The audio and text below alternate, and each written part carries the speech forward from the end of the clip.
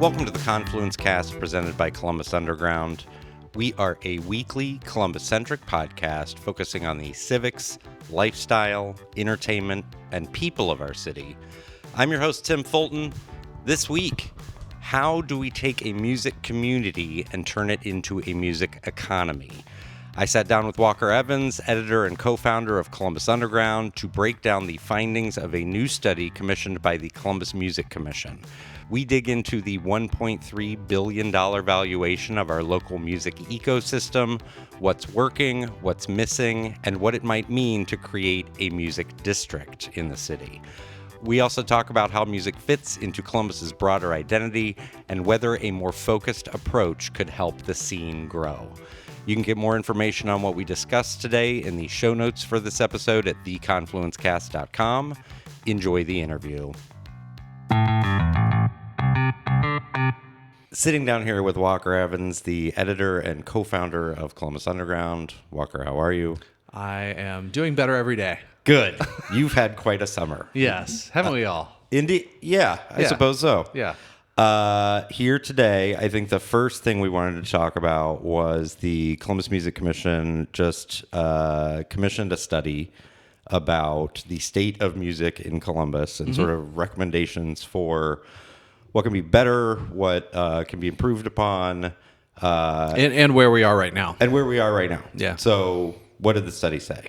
The big number attached to the study was the current, what the music economy equates to currently. Okay. And that number is 1.3 billion. Okay. And that is a mix of, what musicians are paid, what is brought in terms of like tourism dollars. And this is from the, singer-songwriter playing during happy hour down at the local bar all the way to like the big shows that sell out Nationwide Arena. Like the Coldplays, to use a very current band reference. Okay. Yeah. What else?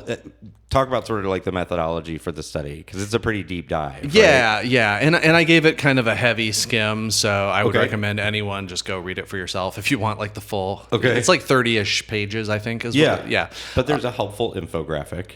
Oh, yes. Yeah. And so it was commissioned by this Austin-based consulting firm called TXP Inc. And it took a look through, again, the numbers of what that sort of stuff means, but also comparing to some other, comparable metros and I would say also non-comparable metros like Los Angeles. Okay. And I think, the what it said we excel at is diversity of music types, diversity of like venue sizes, things like that. We have a very young demographic in Columbus, so it is a music consuming community, generally speaking. I think what we fall short in, which is sort of stating the obvious, is kind of the industry side of it. Okay. The music industry largely exists in a handful of cities in the country. Yeah, it's New York, it's Nashville, and LA. Yeah. And Austin, I guess, to an extent. Austin to an extent, Chicago to an extent, know. But so some of those things, can we even replicate in this era? Right. I think Nashville really what might have been like the last one to be able to plant that flag, in a way that like in the 90s, like, Seattle is like the new music capital through all the grunge and alt rock sort of stuff. I don't think you can really sort of build that anymore in a way that like regional sounds used to exist. But Motown in Detroit and the Memphis sound and that sort of stuff, like everything is everywhere now. Well, and you have K-pop is everywhere. Yes. That's not a regional sound anymore. You know what I mean? Yes. Yeah. Well, and that's your philosophy about a lot of things, yeah. right? That is your sort the of internet, theory for better or worse, like has just made everything everywhere. If there's a hot restaurant trend in New York today, it'll be in Columbus tomorrow. Yes. It doesn't take 5 years for like the Midwest to catch up to the coasts. Enjoy your ramen. Yes. Yeah. Yeah. Well, and it's I think the interesting thing there is that Columbus has always sort of been that way, that it has always been, I don't like the phrase Test City USA, but it has always sort of been like, we're going to have a little smattering of this and a little smattering of that. Yeah. And that basically has become our identity, right? Yeah. And so everywhere has become Columbus. Yeah. And I feel pretty strongly about that. Like, we always beat ourselves up for not having a more recognizable brand. Mm-hmm. We got to put Columbus on the map. Exactly. What's it going to be? And you look at a city, music wise, you look at something like Seattle or Nashville or Austin, to like use these examples. Maybe Austin's a little more blurry, but Nashville is the country music capital, right? Yep. Does everyone who lives in the Nashville metro enjoy country music? I would doubt that. Yeah. I'm sure there are people that hate it. Right. Same way with like Vegas, does everyone in Vegas gamble or work in the casino industry? Large part of it. It is, yeah. But I mean, you could work at like a tech startup in the suburbs of the Las Vegas metro area and like never go to the Strip. Right, absolutely. But also, fun fact, Las Vegas, I think still this is true, they have more churches per capita than any other, and it's not like Elvis churches, like it's real churches. The little impromptu. Like the I met this person yesterday and we're getting married today. Exactly. Not the chapels. Yeah. What are the other recommendations that that it has? The couple of big ones. Let me see. There were three like major bullet points. Number one was create a visitor-centric music marketing campaign with existing partners like Experience Columbus, potentially like OSU, different things like that. Kind of leveraging some of the big 800-pound gorillas in town. Okay. Which I could see benefits to that to an extent. Experience Columbus has a lot of industry-based sort of pillars like the coffee trail or the distillery trail, or they could develop something like a music trail or something like that. Yeah. But also people don't really think of. So my snarky pushback to that was going to be like, oh, good, we're going to try to rebrand ourselves as a music place now. Mm-hmm. But I don't think that the coffee trail really I don't know that it's bringing in any tourism. However, I also don't think anybody thinks of us as a coffee place except for you being the proprietor of the Columbus Coffee Festival. Yes. We planted that flag 10 years ago and indeed. We're there now. Yeah. We did it. But yeah, I think a minor focus, like adding a pillar there, would be good. Well, and I think that the trick too is that like if you're into coffee, and it's like, here's 30 local roasteries you should check out over the next couple of months, and you go and check them all off. Like if you're a coffee fan, like you'll go check them all out because they're all coffee, right? Yeah. If you're a music fan, it's like, well, are you into pop, country, heavy metal? Are you into the symphony? Are you into vaporwave? Are you into K-pop? Are you into like shoegaze, lo-fi? Like there's so many different options for that. I think it's tougher to say like, oh, you should go check out Dick's Den and the Lincoln Theater and Sweeney's on a Friday night, and it could be all different kinds of music at all different price points too. I mean, a cup of coffee is generally around the same sort of price. Yeah. Are you dropping $1,000 on Taylor Swift tickets at Nationwide Arena? Right. Or are you going to like a free night at, Sweeney's? Yeah. I think. What do I think? It's tough to like. I feel like it's tough to just wrap one big, and that's why something like Nashville's been successful because it's one genre. Right. But also, I look at the success. It's also the worst genre. Hot take. What's that? I said it's also the worst genre. Okay. Country music. That's fair. Especially the fake, like, pop country. Okay. Yeah. We'll save that for another episode. That's okay. So, I guess I look at the success of, first of all, music festivals tend to kind of migrate to one genre generally. Sure. Right? Yeah. Sonic Temple. Yep. Yeah.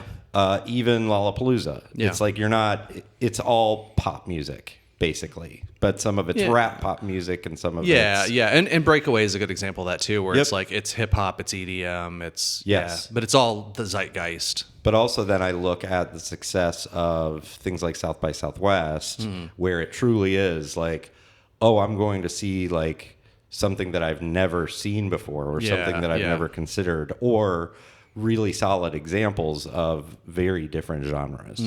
So I guess there could be a spot for it. I mean, we've tried to do some music festival-y kind of stuff here. Yeah. Beyond, I'm not talking about like Comfest or Independence Day. Yes. I'm talking more about like multiple venues. Trying to emulate a Bonnaroo or a South by Southwest. Or, Yeah. Yeah. And there's been a mix of success and failures. I think for every FMMF, which I was just talking to someone about the other day. Fashion Meets Music Festival.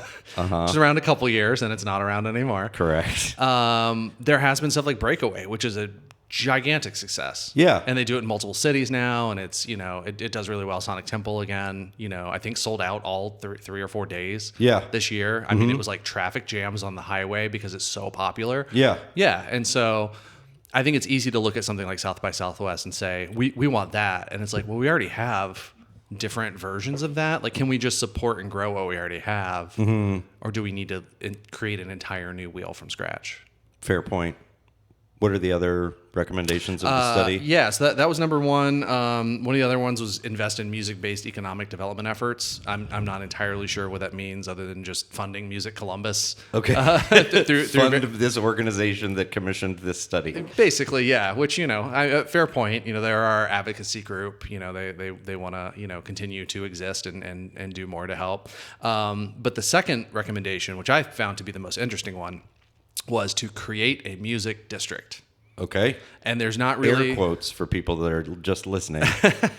I don't know why I did that. It's fine. Because I'm reading it and there's quotes on it. So okay. I'm using literal quotes. Music district. Got it. Through branding efforts, special zoning accommodations, it points out that other cities that have things like this, oftentimes you have to go lighter on like audio... restrictions like public noise ordinance restrictions? Noise ordinance restrictions. Things like that in places like, again, Nashville, Austin, Los Angeles, that have like a neighborhood or a strip or something like that designated as kind of the music zone. So, and I realize that I'm sort of thinking of it as like nightclub zones. But like, when you think of Nashville, what is it? Is it Broadway? Yeah. The main strip through there. It's very Park Street-esque. Yeah. If you wanted to make a comparison. Or there's South Street it's either South Street or 8th Street in Austin. 6th Street? Yeah. 6th Street. Yeah. Where it's just all these venues and stuff. Yeah. But it's also just a lot of bars. Yeah. And so we've had Brewery District. Mm-hmm. We've had... we still have it. Well, but it's not... as active right now. Yes, and also there is not a bridge to there right at the moment. Correct. But it was like the nightlife district of the 90s. Yes. Yeah. And then in the 2000s, we had Park Street. Yeah. Which has kind of gone away too. Like, it is not the number of venues, the popularity of the venues. That was like the spot to go to. Right. And it sort of benefited from when... the Gateway was coming, all the South Campus bars got torn down, so the college kids didn't have anywhere to go. Right. And this leads into a whole larger trend of like, well, kids don't drink that much anymore, and they aren't as social, and they like sitting in their dorm doing their gummies and playing their video games. Nothing wrong with that. No. I guess I don't know if a music district would... be successful. Yeah, well, and you raise a great point. Is this a music district for all music lovers, or is it a nightlife district for people under the age of 35? Right. Well, because on 6th Street too, like, I doubt you see anyone there who's like 60 who's really into like the country music act that's playing at the bar. They're like, hell no, I'm not going down there on a Saturday night. Right. It's just drunken children and fighting. And cover songs. Like, let's remember, it is a whole lot of quote unquote working musicians who are hired like a trivia host is hired to come in and, hey, you're going to play for 4 hours. Yeah. Or like a friend of mine happens to be a pianist at the Top Steakhouse. Yeah. Like, that's a working musician. Absolutely. Sure. Yeah. I just don't know if we need... It just sounds like an entertainment district kind of idea. Yeah. And not to go off on a total tangent, but this study does dive into some of those numbers because they did some public polling. I remember we filled out a survey as like a music industry adjacent. Okay. Because we publish and we write, we cover the music scene as a publication, but a lot of this survey, like the other branches of it, where are you a musician right now? Like, do you have a day job? All that sort of stuff. So there are some numbers, and they kind of pointed out that we are on the lower side of like people who are able to support themselves financially, like sustain themselves just on like music gigs. Right. Like a very high percentage of them need to have a second job or a primary job. Yeah. Which then takes away from their creative endeavors because they've got to go do whatever sort of thing they got to do for work. Yeah. Versus like write new songs and be out there practicing. Yeah. So, I mean, at the end, these goals seem fine to me. Yeah. And I want a burgeoning music community. Yes. Just like I want art, just like I want, you know. So my big question about the music district thing, do you take an area that already exists and blow it up? Because when I think of music district in Columbus right now, I'm thinking of the 2 blocks of Old North. Between like Hudson and Arcadia. Yeah, Doddridge. Like that whole area up there where you've got Space Bar, Lido's, Dirty Dungarees, Ace of Cups, excuse me, Ace of Cups, Bossy Girl. Yep. I looked the other day. There's like 8 venues in those 2 blocks. Yeah. And more if you're... And a couple of small bars, too. Yeah, exactly. Yeah. And like a record store. Yep. Yeah, but also what's up there, you know, also especially as you start to expand outside of those 2 blocks, there's Rumba Cafe a little bit further away. There's Dick's Den a little bit further down. Yep. South on High Street. But you've got like gas stations and like that gigantic parking lot where like the Rallies and the Goodwill is. And so it's like, if that's going to be developed and filled in, it's going to be an apartment building. Yeah. So like every other. Yeah. Are there going to be accommodations for like more music sort of stuff around there? And what does it look like to accommodate that from like a economic development standpoint? Do you put like bollards so that like maybe on Friday and Saturday night you shut that street down to be pedestrian only to make it easier to like bounce between venues? Yeah. And throw some food Which trucks is what out they there. do in 6th Street. Yeah, on 6th Street. Put up a temporary stage in the parking lot outside of Ace of Cups or something, so there's like more of a festival atmosphere. Because to me that builds upon something that's already there, and also like talk to all those venues and see if they even want any of this. Right. You know, this is just my 5-second thoughts on it. Yeah. Or looking at an area like Franklinton, we talked about Sweeney's, but across the street is Secret Studio. They're already doing like very music focused, and I think that's sort of the plan for that street in the long term. Yeah. Do you support that, or do you say, oh no, we're gonna just pick a random spot downtown and like build from scratch? Right. I think that's where we could get into the like everyone just starts rolling their eyes. Yeah. And we kind of set up for failure because we're not building upon an existing culture. We're trying to just completely reinvent the wheel. Yeah. And I hope this doesn't go that direction. I don't think that it would, but like sometimes things in the past have gone that direction. What infrastructure do you think it would need in order to be successful besides just, closing a street, putting some food trucks out there? Like, do you think it needs hotels? Do you think it needs? We mentioned the noise ordinance thing, but there is an area commission.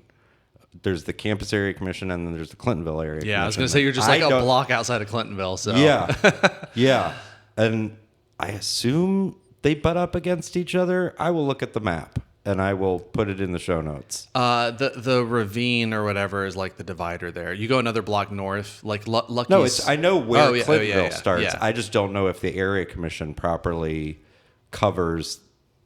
Not every part of the city is represented by a commission. I believe everything that we're talking about is university district area commission. Yes. Yeah. That's what I think so. Yeah, all the way up to the Clintonville line. I'm 90% sure. We will look at the map. We'll look at that. I mean, again, like really these people know better than anyone else. So ask them what they need in terms of support. And a lot of times it just comes down to like money and funding. And, I'm sure some businesses are more successful than others. And some are probably just struggling to keep the lights on sometimes, especially if it's like, oh, we've got this band from Idaho coming in on a Wednesday night and we're struggling to sell tickets. Like how can we offset that with grants or some other sort of funding if we want this to be, committed as a music district a lot of times is just like throw money at it. Like give people money so they can be creative without worrying about paying the rent. Yeah. You know, that's part of it sometimes. Well, and to GCAC's credit, they do artist grants for musicians. Yeah. Additionally, when they partner with another organization, that they're like, hey, we'd like to have some buskers like at Gallery Hop. There is an edict that it is you will pay this person. Yeah, and I think too that like if we want to create a true music district, it has to be something that like let's make sure that if we're gonna plant a flag and put a spotlight on this, that we're getting the type of people and the quality, like the music lovers, to gravitate toward this, rather than just saying this is a nightlife district. Because I'm sure if you said, hey, Ace of Cups, you know, and I don't want to speak on their behalf. Of course. What if we just got like a ton of like 20-year-olds to start showing up every Friday night? I don't think Ace of Cups would like that. No. Right. Yeah. They want people there who are there for the music. You know? So how do you kind of navigate those waters, I think is an important and I will question. say, to that little area's credit, all of the venues do a good job of booking shows of pretty diverse types of music and diverse quality of music, honestly. Yeah. Like I went to, and again, this is like a few blocks south, Dick's Den. Yeah. I kind of got drugged there with some comedian friends. Yeah. On a Tuesday night. It's bluegrass night. Why not? And I'm like, whatever. I enjoyed Oh Brother, Where Art Thou? It's like my only connection to bluegrass music. And we went there on a Tuesday night at like 11 o'clock, and the place was fucking packed. Yeah. And I'm like, wow. Yeah. And I mean, it was like a talented band and whatever, you know, I'm not really there for the music, but like everyone else was. And it's like, this is great. Like if you're into this scene and you know this exists, like this is probably your favorite thing in the city. Yeah. And that's awesome. Well, and I think I'm talking myself back from not thinking this was a good idea. It is sort of like events like that happen. And also I see, you know, I don't get up to Ace of Cups as much as I'd like to because I'm getting older. But you see that there is certainly an appetite, right? Yeah. I don't know that sort of the cross-pollination of it will happen. Yeah. Because it doesn't happen right now. Yeah. It's been a very long time since I've gone from Ace of Cups to Lido's to what used to be Kobo and is now Spacebar. Yeah. Well, and if you're not, I feel like music festivals are the time when you're like, I'm going out and I'm watching 10 bands in a row. Yeah. And I'm going to just sort of day drink and get sunburnt and be on my feet all day. Yeah. I think normally if you go out to a show, you're kind of like, I'm going to watch the show. I'm going to go home. Yes. Maybe get food And before where is after. my reservation beforehand? Right? Yeah. Yeah. I mean, I went to a concert a month ago and I was tired after standing inside the LC. LC. Kimba, sorry. Kimba, yes. It's a bit of, this is a Columbus history podcast. Yes, now, I'm sorry. apparently. I'm sorry. But yeah, I mean, you know, I walked there and I watched the show and I walked home, and the last thing I wanted to do was repeat the whole process again. Yeah. Next door, or, you know, for whatever was going on. Yeah. So yeah, I don't know. I think it's interesting. I think there's something there. Yeah. I hope if that recommendation moves forward, that stakeholders are involved. Absolutely. There's a thoughtful process. I think the other thing too, and we could probably spend another hour talking about this, is that, like, you know, arts districts used to be the thing, and the Short North was and is still our arts district. Right. A lot of people say there used to be more galleries. It used to be more artist friendly. Artists could afford to live there, you know. And now it's a little bit of everything for everyone, which is kind of the natural progression for arts districts all over the country. This is not a Columbus problem. Yeah. But as some of the art galleries have either been priced out or have just looked to move, you know, for different customer bases, we've got galleries all over the city now. We've got murals all over the city. We've got pop-up events all over the city. So it sort of begs the question, should arts be sequestered to one specific geography in a giant metro area, or should we have the arts in every community? And most people would say we should have the arts in every community. So now you've got Franklinton Fridays. We've got these downtown galleries at Gay and High. Yep. Every suburb has art galleries. Like, that's a good thing generally. Yeah. So should we be looking back to this old model of like, we need to establish a music district, or should we just be thinking about like, how do we make more live music and more music industry opportunities for working musicians region wide? That's an excellent point. But it's hard to put a branding campaign on that. That too. Yeah. I mean, you're saying everything. It's sort of a yes and, right? Yeah. It's like, yeah, that's a good idea, but like, how do we make sure that we're fostering growth all over? Yeah. So yeah, it's tougher to get people's attention. Like pay attention. Like music is important. Pay attention to this, and then just be like, there's a little bit of it everywhere, and it's like, okay, well, that's not cool. That's everything. Yeah. That's everything. Everything is everywhere. Yeah. All right. But great information. I recommend everyone read the study. We did a quick little write-up, but linked to the PDF. So yeah. Okay. It'll be in the show notes, I assume. Indeed it will. Yeah. Walker, thanks for your time. Thanks, Tim.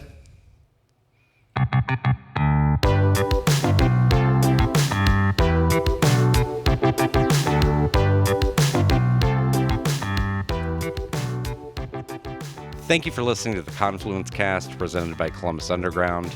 Again, you can get more information on what we discussed today in the show notes for this episode at theconfluencecast.com. Please rate, subscribe, share this episode of the Confluence Cast with your friends, family, contacts, enemies, your favorite musician. If you're interested in sponsoring the Confluence Cast, get in touch with us. We can be reached by email at info@theconfluencecast.com. Our theme music was composed by Benji Robinson. Our producer is Philip Cogley. I'm your host, Tim Fulton. Have a great week.